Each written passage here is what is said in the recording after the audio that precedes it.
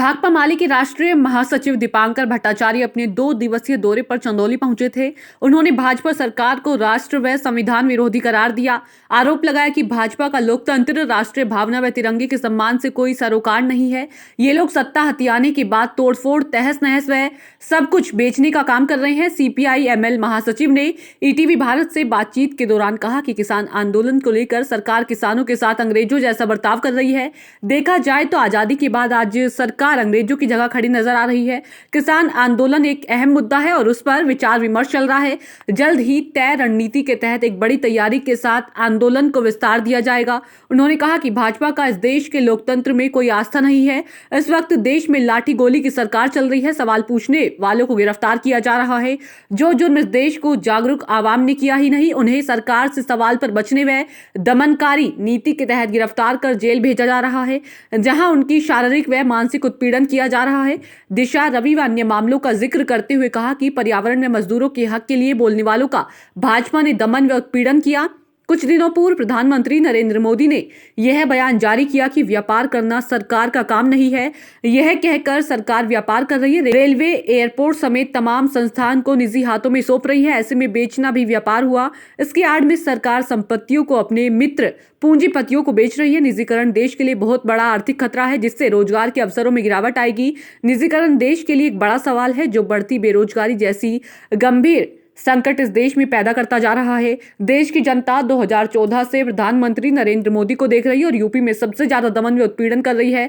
वहीं बंगाल विधानसभा चुनाव मामले पर प्रतिक्रिया देते हुए दीपांकर भट्टाचार्य ने कहा कि हाल ही में संपन्न हुए बिहार विधानसभा चुनाव में पार्टी उम्मीदवारों की जीत ने जनता को जोड़ने का काम किया है। अब यूपी व झारखंड समेत पश्चिम बंगाल में बड़ा अवसर सृजित हुआ है। चौरी चौरा को उस समय के किसानों की हैसियत से याद कर रहे हैं, तब आज के जो किसान आंदोलन है, इस आंदोलन के खिलाफ सरकार अंग्रेजों जैसा रूप क्यों अख्तियार कर रही है? तो हमें तो लग रहा है कि ये सरकार अंग्रेजों की जगह पर खड़ी है और जो काम अंग्रेजों ने किया था चौरी चौरा के समय में, आज मोदी सरकार, योगी सरकार किसानों के साथ उसी तरह से पेश आ रही है। तो हम लोगों को ये चाहिए कि हम किसान, हम भी चौरी चौरा के वारिस हैं।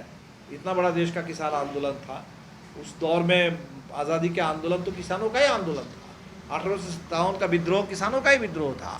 तो हम उस किसान विद्रोह, किसान आंदोलन के हिसाब से आज की लड़ाई लड़ रहे हैं। तो इस पर हम लोगों ने तय किया है कि पूरे उत्तर प्रदेश में एक बड़ी तैयारी के साथ कार्यक्रम हो, किसान आंदोलन को विस्तार दिया जाए और 70 साल में जो कुछ बने थे देश में, वो रेलवे हो, बैंक हो, बड़े बड़े फैक्ट्री हो, जो बना था उसको आप बेच रहे हैं। तो बेचना भी व्यापार करना हुआ। निजीकरण रेलवे का या अन्य क्षेत्रों का, ये निजीकरण बहुत बड़ा देश के लिए एक आर्थिक एक खतरा है और जिससे रोज़गार में बहुत ज़बरदस्त गिरावट आएगी। और ये भी बात स्पष्ट है कि जो आरक्षण है, जो एक हक है, तो वो तो निजी क्षेत्र में अभी भी आरक्षण नहीं है। तो सरकारी क्षेत्र में रोज़गार खत्म होने का मतलब रोज़गार के मोर्चे पर जो आरक्षण का हक मिला हुआ था, वो कभी लड़ाई हो रही है तो सरकार लाठी गोली के बल पर चल रही है।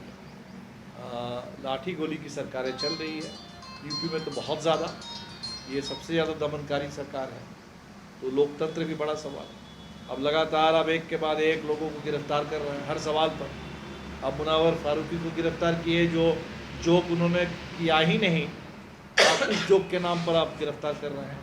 अब दिशा रवि जो पर्यावरण को लेकर के सोचने वाली, काम करने वाली है, उनको गिरफ्तार कर रहे हैं। ये नवदीप कौर और आपके शिव कुमार जो मजदूर आंदोलन के कार्यकर्ता हैं, दलित कार्यकर्ता हैं और मजदूरों के अधिकार के लिए लड़ रहे थे और किसानों के पक्ष में बोल रहे थे, उनको न सिर्फ जेल में बंद करके रखा गया था, बहुत ज़बरदस्त उत्पीड़न किया गया, बहुत कस्टोडियल टॉर्चर है। आज में भारतीय जनता पार्टी सत्ता हड़पने के लिए बिल्कुल आमादा है और हर संभव तरीके से बंगाल में जिस तरीके से पैसों का खेल चल रहा है और भाजपा का अपना कोई खास कुछ था नहीं, तो भाजपा वहाँ हड़पने में लगी। एक तो जो टीएमसी के सारे नेताओं को वो लगातार पैसों से खरीदते जा रहे हैं। दूसरा, सिर्फ टीएमसी के नेताओं को नहीं, बंगाल के पूरे इतिहास में भाजपा का कुछ वजूद नहीं था। तो वो इतिहास में चाहे वो रविंद्रनाथ हो, चाहे सुभाष बोस हो, उनको लग रहा है कि हम सब लोग वो अपने भाजपा के कैडर थे। तो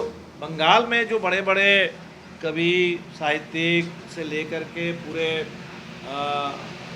मैंने बंगाल के आज़ादी के आंदोलन में या उससे पहले जितने बड़े हस्ती थे सबको भाजपा वाले धीरे धीरे हरपने में लग गए हैं। और बांग्ला भाषा, वो बांग्ला भाषी और बांग्लादेशी में फ़र्क नहीं करते थे। इसका मतलब है कि बंगाल के जो मज़दूर जो पूरे देश भर में काम के लिए जाते हैं तो उनको सताया जाएगा बांग्लादेशी कह करके, हर जगह उनको भगाने की कोशिश की जाएगी। और बंगाल के अंदर भी अभी असम में एक प्रदेश में एनआरसी की बात आई तो 20 लाख लोग एनआरसी में बाहर हो गए। और वो हर तरह के लोग हैं, असमिया बोलने वाले, हिंदी बोलने वाले, बंगला, नेपाली, हर भाषा के लोग वहाँ असम में। तो असम में एक छोटा प्रांत, अगर वहाँ 19-20 लाख लोग एनआरसी में नागरिकता की सूची से बाहर हो गए तो अंदाज़ा लगाया जा सकता है कि बंगाल में कितना होगा। भाजपा वाले तो टारगेट लेके चल रहे हैं कि कम से कम 1 करोड़ को बाहर करना है, तो क्या हो जाएगा तब। इसलिए बंगाल में लोग सजग हैं कि भाजपा का जो एजेंडा है वो बंगाल के लिए बेहद खतरनाक एजेंडा है।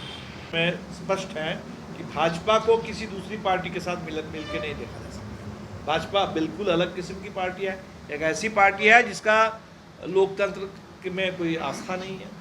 लोकतंत्र का, चुनाव का इस्तेमाल ये पार्टी करती है सत्ता कब्जा करने के लिए, और एक बार सत्ता में अगर आ जाए तो उनको तो बस तोड़फोड़ करना है, तहस नहस कर देना है सब कुछ, और पूरे देश को बेच देना है। भाजपा को रोकना और संविधान और लोकतंत्र की रक्षा करना ये इस समय नंबर 1 चैलेंज है, नंबर 1 टास्क है।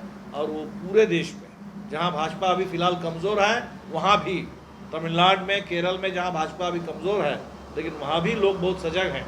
और इसीलिए आप देखेंगे कि मोदी जी जब भी जाते हैं, गो बैक मोदी 1 नंबर पर ट्रेंड करता है तमिलनाडु से, केरल से। क्यों कर रहा है? क्योंकि लोग खतरे को समझ रहे हैं।